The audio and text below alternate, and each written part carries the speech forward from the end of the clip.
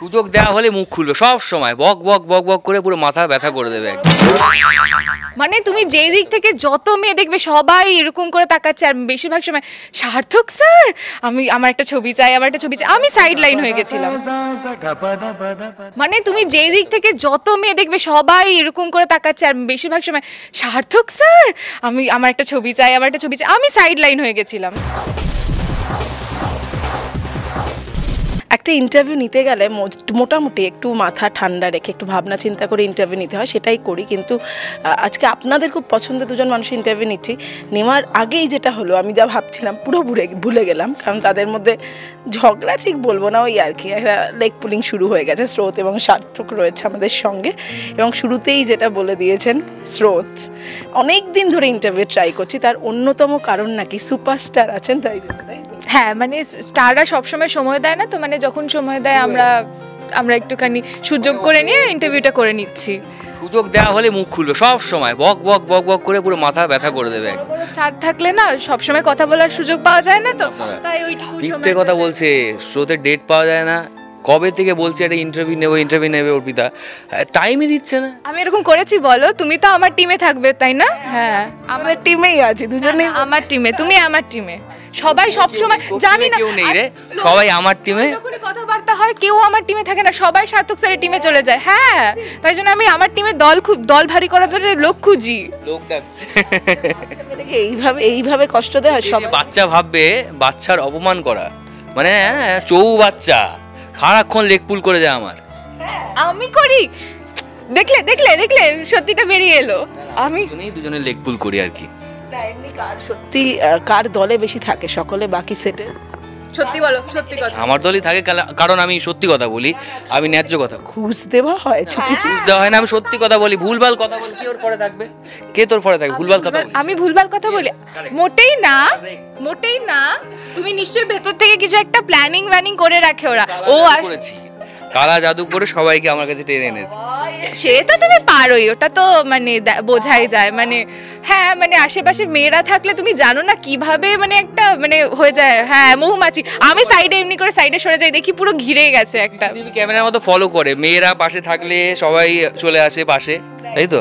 কোথায় দেখেছি আমি, শুনি এটা কোথায়? হ্যাঁ, আমরা একটা ইন্টারভিউ দিতে গেছিলাম ওই ইয়েতে, নন্দনের ওখানে। হ্যাঁ, ওই সময় মানে আমি একদম রাস্তাতেই শুট হয়েছে। মানে তুমি যেই দিক থেকে যত মেয়ে দেখবে সবাই এরকম করে তাকাচ্ছে, আর বেশিরভাগ সময় সার্থক স্যার আমার একটা ছবি চাই, আমার একটা ছবি চাই, আমি সাইড লাইন হয়ে গেছিলাম। মানে এরকম কি ভালো বকছে, বাড়তি কথা বলে, প্রচন্ড কথা বলতেই দেয় না, ভুল যা পারে নিজের মনে আসে বলে যায়।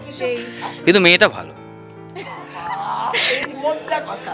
কিন্তু সার্থক স্যারের পেছনে যারাই ঘুরুক, সার্থক স্যারের মনে এক জায়গাতেই আছে, তাই তো? তিনি সার্থক বুঝতে পারছে না, কখনো মনে করছে ওকে ভালোবাসে মানে ভালো লাগে, তারপরে আবার ঝগড়া করে ফেলে। মানে ওই নিজেই এখন ফিল করতে পারেনি কি ভালোবাসে না এখনো ওই ঝগড়া। আমি তো কিছুই ফিল করতে পারিনি, ভালোবাসাটা তো আমি দেখতেই মানে ফিলই করতে পারি না। দু একটা সিন মানে আমরা মাঝে করেছিলাম যেটা মনে হচ্ছিল, কিন্তু তারপরেই যে সিন, আমি বেহোশ ছিলাম তো আমার বোঝার কথা নয়। মেডিকেল ক্যাম্পে গিয়ে জ্বর হয়ে কার জন্য হয়েছিল? হ্যাঁ, কার জন্য হয়েছিল? কার জন্য না, কিন্তু এই যে আমি কি বলছি, এই যে অসুস্থ থাকলো মানুষটা, তার জন্য তো একটু বলতে হয় না সত্যি অসুস্থ বাচ্চা, না বাচ্চা মেয়ে, কষ্ট পেয়েছি, এত জ্বর হয়ে গেছিল আমার। ট্রিটমেন্ট করেছি, ওষুধ খাইয়েছি, ট্রিটমেন্ট করেছি, তারপরে গিয়ে আমাকে কথা শুনতে হয়েছে, কেন আর সেবা করবো তোর? কেন? রাগটাই ঠিক আছে। দেখো, আমি বেহোশ ছিলাম, তুমি আমার ট্রিটমেন্ট করলে, তুমি আমার কেয়ার করলে, কিন্তু তার জন্য কথা শুনতে হলো আমাকে। আমি কথা শুনিনি? আমি শুনেছি তো। ঝগড়া আমি থামাবো না, কন্টিনিউ চলবে ঝগড়া। স্ক্রিপ্টের দরকার পড়ে না আমার মনে হয়। না, মৈনাকদার সাথে ঝগড়া স্ক্রিপ্টের দরকারই পড়ে না, সারাক্ষণ শুধু ঝগড়াই করে। সার্থকের মনে এক বলছিস? মৈনাকদা তো ঝগড়াই করে আমার সাথে। হ্যাঁ, সার্থক তো করে স্ক্রিপ্টে, কিন্তু মৈনাকদা বিনা স্ক্রিপ্টেই ঝগড়া করে। তুই তো ছেড়ে দিস, জানতাম না। আমি একাই বলে যাই, তুই ছেড়ে দিস, তুই হার মেনে নিস। দেখো, আমি এত শান্ত শিষ্ট মেয়ে, তুমি তো কবে থেকে চেনো বলো? হ্যাঁ, আমি ঝগড়া করতে পারি। আমার মহিলাকেও শান্ত মনে হতো, বাই দাবে। ওর সাথে থাকতে গেলে কথা বলতে হবে, নাহলে আমি হেরে যাব। আমি হার চাই না, জিততে চাই। তাহলে সার্থক স্যার আর মৈনাকদার মধ্যে ডিফারেন্স দেখতে পাচ্ছো? মৈনাকও বেশ কথা বলছে, তাই এটা কথা বলতাম না, কিন্তু ওর সাথে থেকে আমি কথা বলতে শুরু করে দিয়েছি। আমাকে ব্যাড ইনফ্লুয়েন্স বলবো না, আমি পারবো না, নাহলে আমি হেরে যাব। আমি হার খারাপ সঙ্গত বললে আমাকে তুমি। ভালো বলছি, একে আমি ভালো বলছি না, খুব ভালো মেয়ে, খুব বলছে আমাকে। ভালো মেয়ে। আচ্ছা মৈনাক ইন্ট্রোভার্ট ছিল, সুন্দর এখন কথা বলছে, তাই তো? হ্যাঁ, ভালো, ওর জন্য ক্রেডিট তাহলে আমি পুরো ক্রেডিটটা নিয়ে নিচ্ছি। হ্যাঁ, এত কথা বলাতে পেরেছি আমি মৈনাক দাকে, তাহলে আমি পুরোটা ক্রেডিটটা আমার। তোর জন্য গিফট। এই গিফটটা ঠিক আছে, থ্যাংক ইউ। এই গিফটটা পেয়ে আমি খুব খুশি হয়েছি। মৈনাক দা আমাকে এই গিফটটা দিয়েছে। শুধু গিফট দিলে ছিল না তো, এই নয় চশমাটা, সার্থকের চশমা চলবে, না হলে এটা কি ট্রিটটা বাকি রইল? আগে ঝগড়া করে নি তারপর পরে না দেখছি। না না না না না না, এই উত্তরটা আমিও চাই। ট্রিটটা কি পাওনা রইল? স্বপ্নীলা কি এটা আশা করতে পারে? এইটা বলে দিলে হ্যাঁ হ্যাঁ পেয়ে যাবি গিফট, কোন কালে? এই কালেই পেয়ে যাবি। না না, মেয়েটা খুব ভালো মেয়ে, খুব প্রথম দিন থেকেই আমাদের বন্ডিংটা এত ভালো হয়ে গেছে, যার ফলে আমাদের সিন করতে কোনো অসুবিধা হয় না। কি হ্যাঁ মানে আমরা ফার্স্ট দিন থেকে মনেই হয়নি যে আমরা কোনোদিনও কাজ করি না একসাথে বা একে অপরকে চিনি না, প্রথম দিন থেকেই। দিন থেকেই এত বকার মানে ভেবেছিলাম খুব শান্ত, কিন্তু প্রথম দিন থেকে এমন ভাবে শুরু করেছে, এটা ভালো কথা বলতে ভালোবাসে মেয়েটা, ভালো তো, গুড গুড। আরে প্রশংসা দেখো করছি আমি না, আমি কি সুন্দরভাবে ভালোভাবে মৈনাকদার তারিফ করছিলাম, মানে রিঅ্যাকশনটা আমার এক আছে, কিন্তু ভালো বলছি আমি। অকওয়ার্ডনেস আসতে দেয়নি, মানে একদম কোঅপারেটিভ একটা পার্সন ছিল, মানে আমার না আমি সিরিয়াসলি মনে হয়েছিল সিনিয়র আর্টিস্ট, মানে আমার থেকে অনেক বেশি কাজ করেছে, ওরকম ভাবে বলছি না, মানে আমার থেকে অনেক বেশি। আমরা সবাই শিখছি রে, ও প্রথমে ভেবেছিল আমি আবভাব নেবো, কি তুমি সত্যি ভেবেছিলাম এরকম আবভাব নিয়ে বলবে না এখন সিন পড়বো না এরকম। হ্যাঁ করোনি? করেছো না, ঠিক আছে, ফ্লোর আসবে। আগে সিন পড়বে তারপর আমি পাঠ করবো তোমার সাথে। আমি ভেবেছিলাম এরকম করবে, বাট করেনি, মানে প্রথম দিন থেকে একটা অন্য একটা মানে সত্যি কথাবার্তার মধ্যেই বুঝতে পেরেছিলাম কি মৈনাকদা মানুষটা খুবই ভালো, তাই জন্য আমার খুবই মানে ঝগড়া করতে ভালো লাগে। হ্যাঁ, বন্ডিংটা তৈরি হয়ে গেছে ভালো। কিন্তু একটু করে এই যে চাপের একটা সিন আছে আমি শুনছিলাম, সব ভুলে গেছিস তো? হ্যাঁ আমি এখানে ফিল নিয়ে বসেছিলাম, মানে একটা কান্নাকাটির সিন আছে, ফিল নিয়ে বসেছিলাম, এখানে সার্থক স্যার এলো, ফিল তো নিতে দেবে না, সবসময় তো ঝগড়াই করবে। এই বাড়িতে, আমার বাড়িতে বিনা পারমিশন তুই কেন ঢুকেছিস আগে তুমি বল? ছিলে না তো, বল।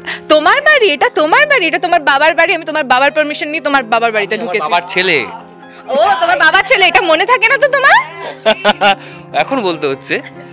কিন্তু আমি যা দেখছিলাম, বাবা তো বৌমা আনার জন্য ঘরে একদম মানে এক পায়ে কেন দু পায়েই পুরো সশরীরেই আর কি এগিয়ে আছেন, ছেলে কেন এরম পিছিয়ে? জানি না সার্থক কেন, ও নিজেই কনফিউজ আর কি। ভালো একটা মেয়েকে তোমার চাই না বলো? স্রোত কত ভালো একটা মেয়ে, ফার্স্ট নিজেই তো হয়েছে। বলছি যে আমি আসবো না এই বাড়িতে, তাহলে আবার বলছি আমি এত ভালো তুমি খারাপ তাই বলেছি, আমি তো ভালো, আমাকে তুমি কেন চাও না? হচ্ছে ডিরেক্টলি। মানে বাড়িতে ছেলে থাকবে না বৌমা থাকবে, এরকম একটা বিষয়। এরকম বাবাকে আমি পছন্দ করি না, কারণ আমি মনে করি যে মায়ের মৃত্যুর পেছনে বাবা দায়ী, প্লাস আমার একটা গার্লফ্রেন্ডও নাকি ছিল, সে আমাকে ডিচ করে গেছে, তার ফলে স্বাভাবিক ছিল এককালে ছিল, স্বাভাবিক। তো তার না ছিল এককালে, তো সে আমাকে ডিচ করে যাওয়ার পরে আমি আরও এরকম হয়ে গেছি আর কি। সেটা কারণ আছে তো ডিচ করার, কারণটা বলে দিই। কারণটা এটাই বললাম, স্বাভাবিক ডিচ করে যাওয়া। কিছু বললাম না আর, থাক। কিছু বলার নেই তোমার, তাই কিছু বলতে পারছো না। হ্যাঁ একদম পুরো খারুস হুকোমুকো হ্যাংলা একটা, মানে এর সাথে কে থাকতে চাইবে? এই চুপ করে থাকো। আচ্ছা, এমনিতে স্যার হয়ে বকতে এটা মৈনাক হয়, মানে এমনিতে বাঁচতে হবে এরকম কখনো হয়েছে, এরকম বকা সিরিয়াস থাকা অ্যাটিটিউড আমার মনে হয় না কখনো। না এরকম আমি কোনদিনও আমি কম কথা বলি, আমি কম না মানে অ্যাটিটিউডের শেষ নেই একদম, মানে সবসময় উফ বাবা এরকম ভাবে কে কথা বলে, এরকম করে অ্যাটিটিউড দেখায়। বলুন তো আজকে এরপর থেকে দেখ তুই, আমি দেখ কে তুমি, দেখলে বেরিয়ে আসছে বাজে বাজে এগুলো। হ্যাঁ শেষ করবো, কিন্তু এই যে দর্শকেরা এতটা ভালোবাসা দিচ্ছেন, এটা নিয়ে কি বলবো? মানে সত্যি দর্শকদের ভালোবাসা পেয়ে খুবই আনন্দ লাগছে, আমি যেখানেই যাই ভালো রেসপন্স পাই, আমাদের এই স্রোত আর সার্থকের জুটিটাকে কে খুব ভালোবাসছে সবাই, খুব ভালো লাগছে, এইভাবেই আমাদের ভালোবাসা দেবেন, সাপোর্ট করবেন, আর কি চাই, এটাই তো প্রাপ্তি আলটিমেটলি। হ্যাঁ মানে আমার কাছ থেকে কথা বলতে শিখে সব কথা তো সার্থক স্যারই মানে মৈনাক দাই বলে দিল। ওকে আমি ছেড়ে দিলাম, তুই এবার বলে দে লাস্ট। না এভাবেই ভালোবাসবেন আমাদেরকে, একটা কথা না বললেই নয়, প্লিজ মিঠিঝোড়া দেখতে থাকবেন, শ্রোতা সার্থককে ভালোবাসতে থাকবেন, আর মিঠিঝোড়া দেখতে হলে দেখতে হবে সোম থেকে শুক্র রাত 10টায় শুধুমাত্র জি বাংলায়। আচ্ছা লাস্ট একটা দিয়ে শেষ করবো, এতক্ষণ অনেক ঝগড়া, একটু ভালোবাসার কথা বলো। হ্যাঁ, একটু তারিফ করো, আমি কতক্ষণ ধরে ভালো কথা বললাম। একটু ভালোবাসা ভালো করে স্রোতের স্রোত আসবে না, ওকে দেখলেই না ঝগড়া না না, এই তো বন্ডিং। টলিউড ফোকাস কলকাতা চ্যানেলটি আপনাদের ভালো লাগলে লাইক করুন, সাবস্ক্রাইব করুন এবং আপনাদের প্রিয় ভিডিওটি অবশ্যই শেয়ার করুন। Tollywood focus Kolkata.